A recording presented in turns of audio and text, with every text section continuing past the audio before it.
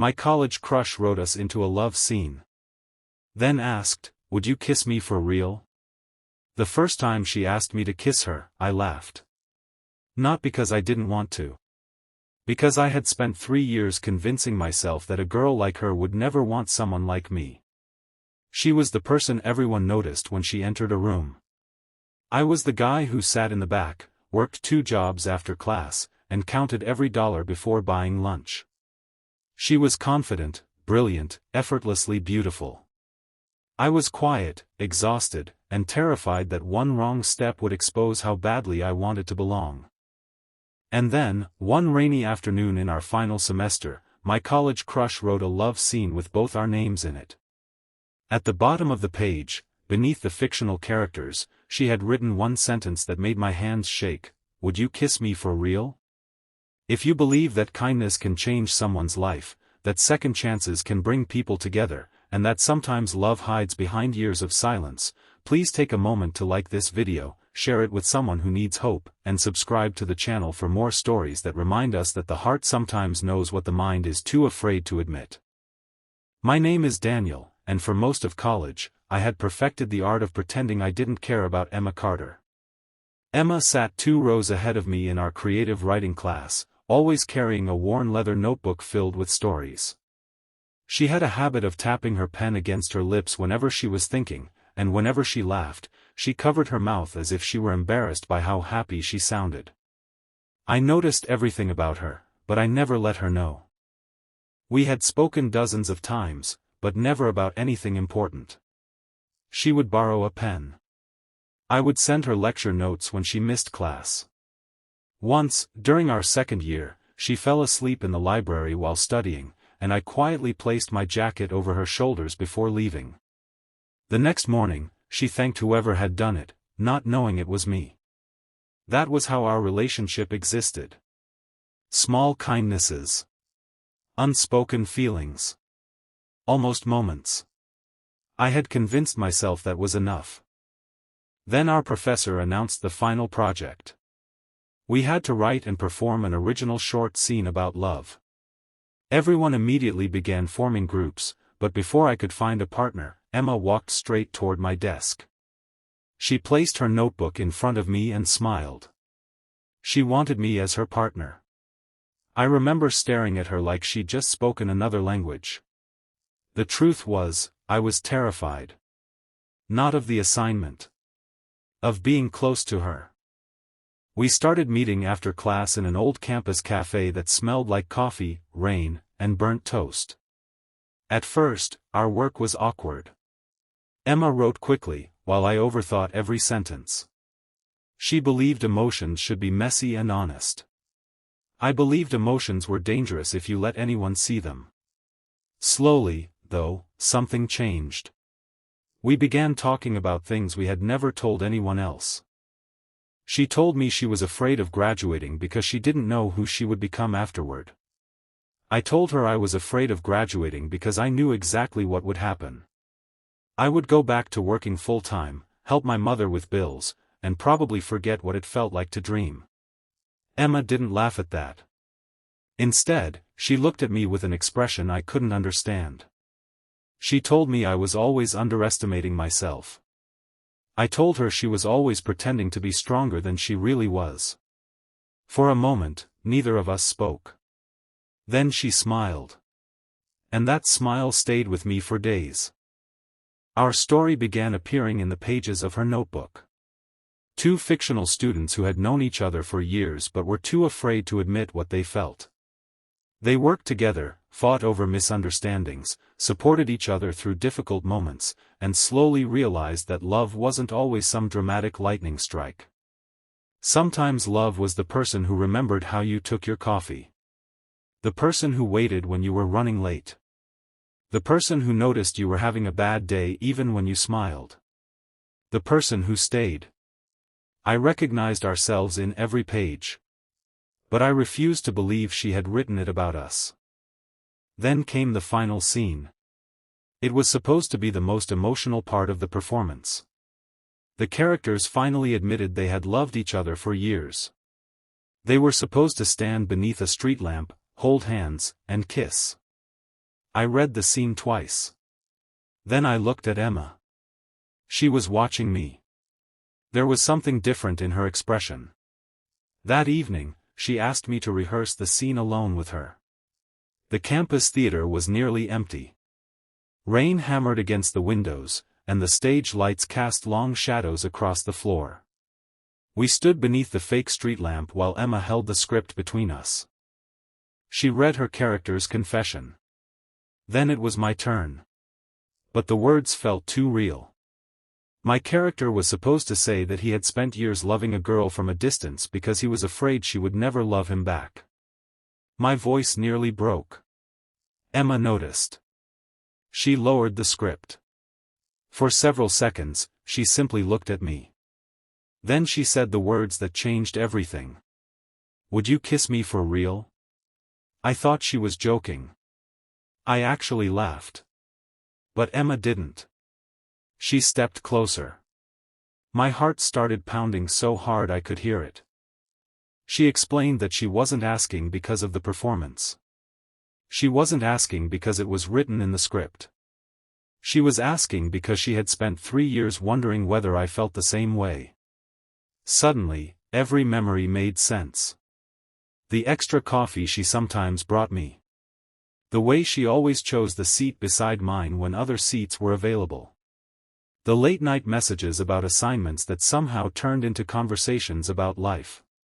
The time she had asked whether I was seeing anyone and looked disappointed when I said no, assuming she was only being curious. I realized I hadn't been imagining everything. She had been waiting too.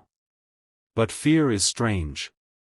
Sometimes, even when you finally receive the thing you've wanted for years, you become afraid to touch it. I told her I didn't know how to do this. She asked what I meant. I told her she deserved someone who could give her everything, while I was barely keeping my own life together. My mother was struggling financially. I was working nights. I had no idea where I would live after graduation. Emma had opportunities waiting for her in another city. I thought love was supposed to arrive when your life was perfect. Emma quietly told me that maybe I had misunderstood love.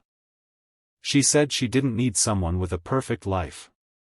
She needed someone who wouldn't disappear when life became difficult. Then she told me something I had never known. Her father had left when she was 12. For years, she had believed people left because she wasn't enough. She became the confident girl everyone admired because confidence was easier than admitting she was scared. She told me that every time I helped someone without expecting anything in return, she noticed. She noticed when I gave my lunch to a classmate who had forgotten his wallet. She noticed when I stayed late to help our professor carry books. She noticed when I gave her my jacket in the library. And she had fallen in love with the person I was when I thought nobody was watching. That broke something inside me. Because all my life, I had believed people would only love me after I became successful. Emma was telling me she loved me because of who I already was. I stepped closer. For one terrifying second, neither of us moved. Then I kissed her. It wasn't dramatic. There was no music. No applause. No perfect movie moment. Just 2 frightened people standing on an empty college stage while rain fell outside. But it was the most honest thing I had ever done. When we pulled apart, Emma smiled through tears. And then something unexpected happened. She started crying. I asked what was wrong. She told me she was happy. But she was also scared. Because graduation was only 3 weeks away. Her job offer was in another state. My future was uncertain. And suddenly, the beautiful moment we dreamed about had a deadline. For the next few weeks, we tried to pretend everything was fine. We finished our project. We rehearsed. We laughed. We studied together. We went for cheap coffee after class and walked around campus until the security lights came on. But underneath every happy moment was the same question. What happens after graduation? The closer graduation came, the quieter Emma became. Then, 3 days before our final performance, she disappeared. She stopped answering my messages. I went to the cafe where we always met. She wasn't there. I checked the library. Nothing. Finally, I found her sitting alone on the steps behind the theater, holding her leather notebook. She looked exhausted. She had received an email. The company that had offered her a position had moved her start date forward. She had to leave 2 days after graduation. I felt my chest tighten. For a moment, I thought about telling her to stay. But I couldn't. Because loving someone doesn't mean holding them back from the life they've worked for. So I told her to go. I told her that if her dream was waiting somewhere else, she shouldn't sacrifice it because she was afraid of losing me. She cried. I cried. And for the first time, we stopped pretending we knew what the future would look like. We simply promised to try. Our final performance was the next night. The theater was packed. When the lights came up, Emma and I walked onto the stage. We performed the love story we had written. But something strange happened.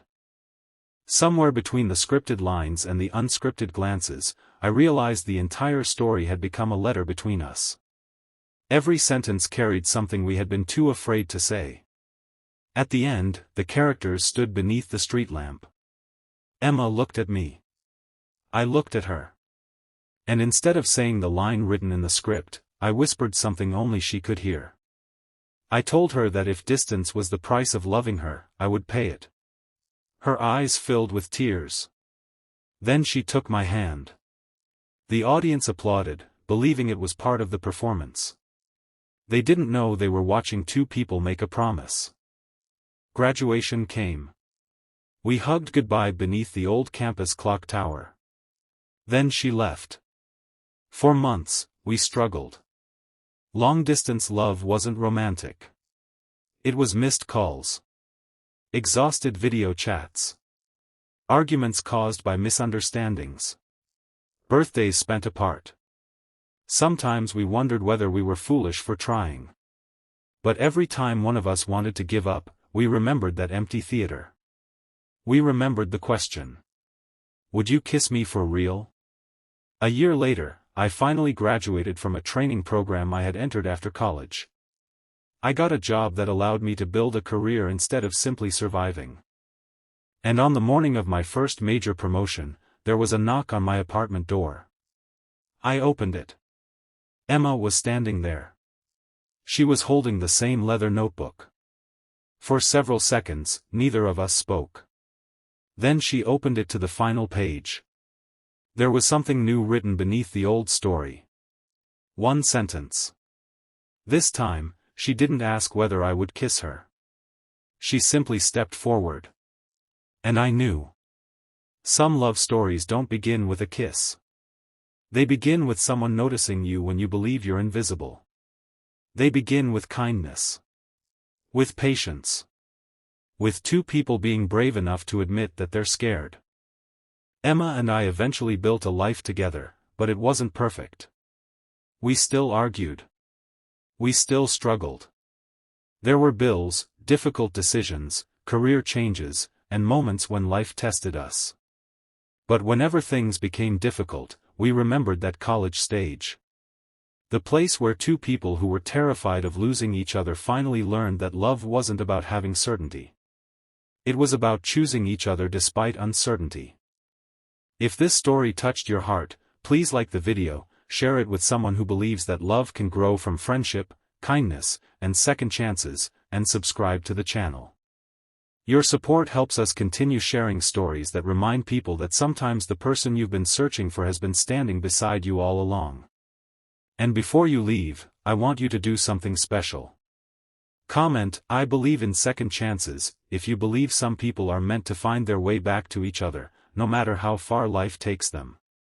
Because sometimes, the most beautiful love story isn't the one where everything goes perfectly. It's the one where two people are afraid, separated, uncertain, and still choose to find their way home to each other. And sometimes, all it takes to change an entire life is one brave question asked at the right moment. Would you kiss me for real?